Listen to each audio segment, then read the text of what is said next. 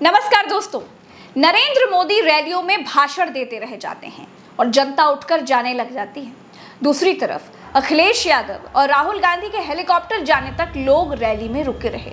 Rally के बाद उनको विदा करने के बाद भी रैली से घर जाने का नाम नहीं ले रहे हैं। ये चुनाव ऐसे पलट जाएगा, ये चुनाव इतनी तेजी से मोदी के हाथ से रेत की तरह फिसल जाएगा, इतनी जल्दी जनता मोदी के खिलाफ खड़ी हो जाएगी, ये किसी ने नहीं सोचा था। ये फूलपुर लोकसभा सीट है। अखिलेश यादव ने अपने फोन से ये वीडियो बनाया है।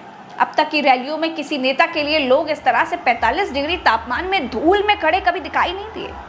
ये तस्वीरें बताने के लिए काफी हैं कि जनता अब उठ खड़ी हुई है, और जब जनता उठ जाती है तो बड़े बड़ों को सिंहासन खाली करना पड़ जाता है। दोस्तों, फूलपुर में राहुल गांधी और अखिलेश यादव रैली करने के लिए गए थे। माइक चला नहीं तो आपस में बात करने लगे, जनता से बात करने लगे। जनता ने देखा कि माइक से बकर बकर करके उड़ जाने के इस दौर में नेता जनता से बात कर रहा है, तो जो पब्लिक बैरिगेटिंग के उस पार थी वो कब बैरिगेटिंग तोड़कर राहुल गांधी और अखिलेश यादव के पास पहुंच गई, पता ही नहीं चला। हजारों हाथ राहुल गांधी और अखिलेश यादव की तरफ बढ़ने लगे।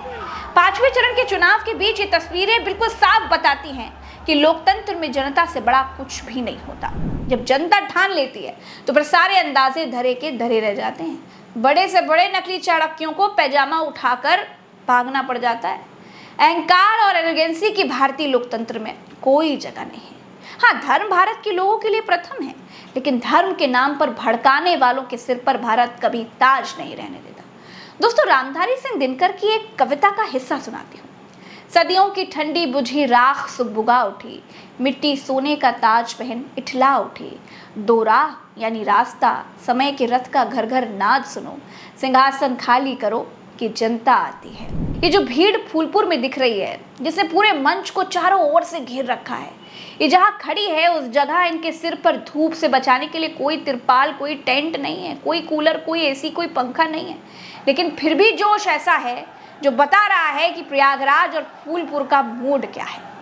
ये वो भीड़ नहीं है जो बसों से भरकर लाई गई हो, ये वो भीड़ नहीं है जिसके लिए लंच पैकेट, पानी की बोतलें दी गई हो।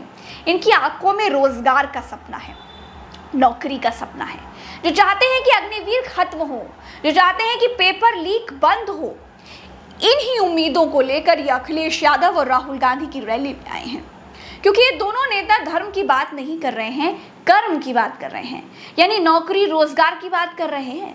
इंडिया गठबंधन से वादा कर रहे हैं कि सरकार बनते ही महिलाओं के खाते में हर महीने 8,500 रुपए खटाखट आएंगे, युवाओं को नौकरी मिलेगी। फूलपुर में भीड़ ने सारी बैरिगेटिंग को किनारे कर दिया और वो सीधे मंच के नजदीक पहुंच गई। पुलिस और सुरक्षा कर्मियों के बस में नहीं था कि उनको काबू किया जा सके। दोस्तों, चुनाव हमेशा मुद्दों पर होता है और होना भी चाहिए। चुनाव हमेशा नेताओं के वादों और घोषणाओं पर आगे बढ़ता है, बढ़ना भी चाहिए।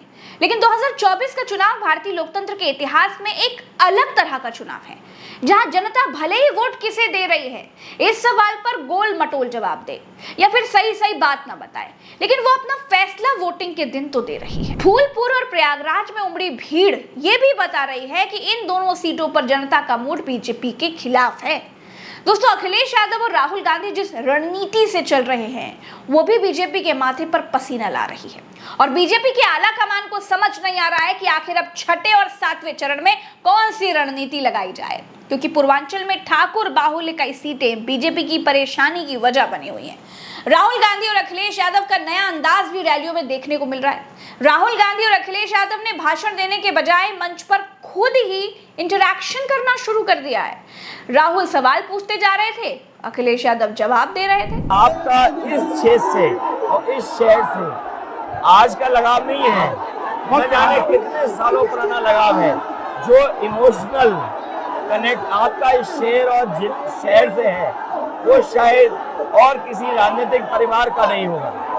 तो नेताजी से उनका हार्डवर्क और अपने लक्ष्य के लिए लगातार काम करते रहना, जो गैर बराबरी की लड़ाई डॉक्टर राम मनोहर लोहिया यहीं लड़े थे। हालांकि हमारी आपकी विचारधारा की यहाँ टकराव रहा, लेकिन हमारे व्यक्तिगत या जो सिद्धांत में कभी समझौता नहीं हुआ। सिद्धांत को लेकर के हमने आपके साथ खड़े हुए और कई बार खड़े हुए, और आपकी भी पार्टी सिद्धांत से बहुत करीब रही समाजवादियों के। बट मुझे लगता है कि अब एक नई तरीके की पार्टनरशिप बन रही है, क्योंकि जो इस बार हमारा कोऑपरेशन है, शायद पहले ऐसा कोऑपरेशन नहीं हुआ। मतलब बिल्कुल सब जुड़ गए। सबसे अच्छा ये है कि जितना उन्होंने कहा 2 लड़कों की जोड़ी, उतना युवा आपसे, हमसे, इंडिया गठबंधन से और जुड़ गया। तो ये नेचुरल अलायंस है, और नेचुरल अलायंस इसलिए लोग महसूस कर रहे हैं कि वो चाहते हैं कि नौकरी और रोजगार मिले, नौकरी और रोजगार मिले। तो ये बड़ी भावना है कि हमसे, आपसे ये यूथ कनेक्ट कर रहा है। फूलपुर की रैली में राहुल गांधी ने एक युवा को गले भी लगाया और इसके बाद कांग्रेस के ऑफिशियल एक्स हैंडल से एक तस्वीर पोस्ट की गई, जिसमें एक तरफ राहुल गांधी हैं जो उस युवा को गले मिल रहे हैं, और दूसरी तरफ नरेंद्र मोदी की तस्वीर है जिसमें उनके साथ अंबानी और अडानी की तस्वीर है। ये तस्वीर भी मैं आपको दिखा रही हूँ, जिसमें एक और लिखा है कि मैं आपका हूँ और दूसरी तरफ वो आपके हैं। इंडिया गठबंधन बार बार ये बात बताने की कोशिश कर रहा है कि राहुल गांधी हो, अखिलेश यादव हो या इस गठबंधन का कोई भी नेता हो, वो युवाओं की पहली पसंद बन गए हैं, क्योंकि ये लोग नौकरी और रोजगार की बात कर रहे हैं। और शायद इस भीड़ के पीछे भी वही विश्वास है कि वो दोनों नेता हैं जो नौकरी का सपना पूरा कर सकते हैं। दोस्तों, लोकतंत्र में जब जनता चुनाव लड़ने के लिए आ जाती है, जब जनता अपना मोर्चा संभाल लेती है, तो फिर क्या जनसभा, क्या रोड शो, सब कुछ पीछे छूट जाता है। फूलपुर और प्रयागराज दोनों ही जिलों ने बीजेपी को भी आज संदेश दे दिया है कि जनता का मूड क्या है और वो क्या फैसला करने वाली है।